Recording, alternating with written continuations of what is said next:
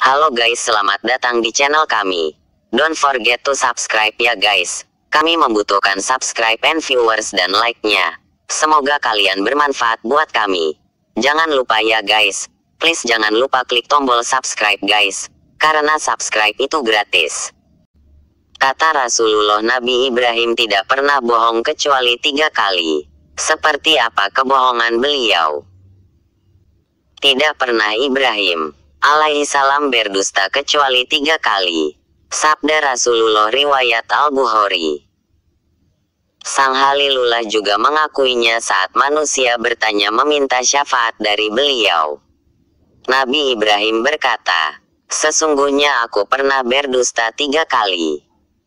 Jika benar Nabi Ibrahim pernah berdusta 3 kali, seperti apa kebohongan beliau?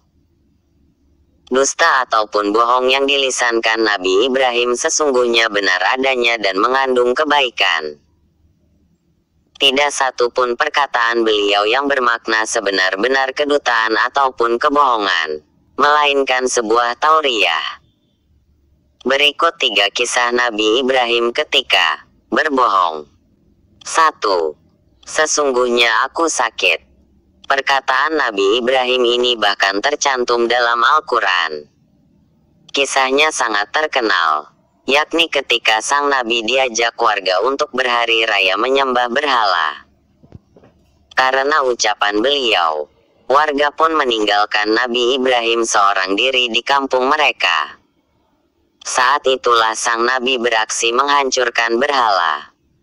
Ucapan, "Sesungguhnya aku sakit," yang dilisankan Nabi Ibrahim sejatinya bukanlah dusta.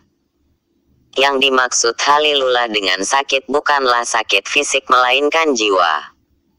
Betapa Nabi Ibrahim merasa risau dan berduka jiwanya karena melihat kesyirikan melanda warga. Nabi Ibrahim merasakan duka yang teramat sangat karena mereka tak mendengar seruannya untuk menauhidkan Allah dan meninggalkan berhala. Sebelum mengucapkan, "Sesungguhnya aku sakit," Nabi Ibrahim sempat melihat ke atas langit. Warga memaknai bahwa Ibrahim melihat bintang dan meyakini bahwa bintang-bintanglah yang memberikan sakit kepada Ibrahim. Karena itulah mereka percaya dan pergi berhari raya. Ketika seluruh kampung sepi, termasuk tempat ibadah berisi berhala, Nabi Ibrahim pun bangkit membawa kapak. Beliau lalu menghancurkan seluruh berhala yang ada, kecuali berhala yang terbesar. Dengan cerdas, sang Nabi menaruh kapaknya ke berhala terbesar itu. Ketika warga kembali berhari raya, mereka terkejut dan histeris melihat patung-patung Tuhan mereka hancur berserakan. Mereka pun melihat hanya tersisa 1 berhala besar dengan kapak di tangannya. Jika mereka meyakini berhala dapat bergerak, maka semestinya mereka menuduh berhala besarlah yang menghancurkannya. Namun mereka justru meyakini, pastilah Ibrahim yang melakukannya. 2. Sebenarnya patung yang besar itulah yang melakukannya. Dengan geram, warga memanggil Ibrahim ke tempat ibadah mereka. Nabi Ibrahim dituduh melakukan penghancuran terhadap semua patung berhala. "Engkaukah yang berbuat seperti ini terhadap Tuhan-Tuhan kami, wahai Ibrahim?" tanya mereka. Lalu apa yang diucapkan sang Nabi? Nabi Ibrahim berkata, "Bahkan yang melakukannya adalah patung yang paling besar itu." Kalimat Nabi Ibrahim dianggap berbohong karena sebetulnya sang Nabilah yang menghancurkan patung-patung berhala itu. Namun sebetulnya, ucapan Nabi Ibrahim bermakna suruhan kepada warga agar menanyakannya kepada patung yang terbesar yang dianggap mereka sebagai Tuhan. Maksudnya, tanyakanlah kepada patung besar itu jika memang mereka bisa berbicara. Karena itulah ucapan sang bapa para nabi itu bukanlah sebuah kebohongan. Tentulah patung tak bisa berbicara apalagi memegang kapak dan menghancurkan patung saingannya. Jikalau para warga memiliki akal sehat, pastilah mereka akan mengimani Nabi Ibrahim dan hanya menyembah Allah Ta'ala.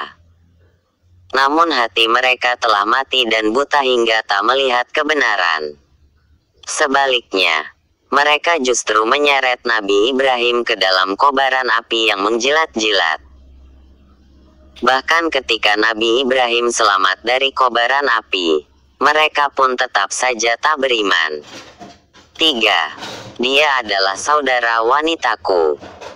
Adapun momen ketiga Nabi Ibrahim berbohong, ialah ketika beliau dan istrinya, Sarah, melakukan hijrah. Suatu hari, beliau dan Sarah yang sangat jelita memasuki wilayah yang dipimpin seorang raja zalim. Saat Nabiullah masuk ke negeri tersebut, tersiar kabar ke telinga raja tentang kedatangannya bersama seorang wanita yang sangat cantik. Sesungguhnya di wilayahmu ini ada seorang pria dengan wanita yang sangat cantik, ujar seorang petugas kerajaan. Maka dipanggillah Nabi Ibrahim ke hadapan raja. Sang raja zalim bertanya, "Siapakah wanita yang bersamamu?" Nabi Ibrahim menjawab, "Dia adalah saudara perempuanku." Ucapan Nabi Ibrahim ini dianggap dusta karena Sarah bukanlah saudaranya, melainkan istrinya. Namun sebetulnya Nabi Ibrahim tidaklah berdusta karena setiap orang beriman adalah saudara. Karena itulah Sarah pun saudara seiman Nabi Ibrahim.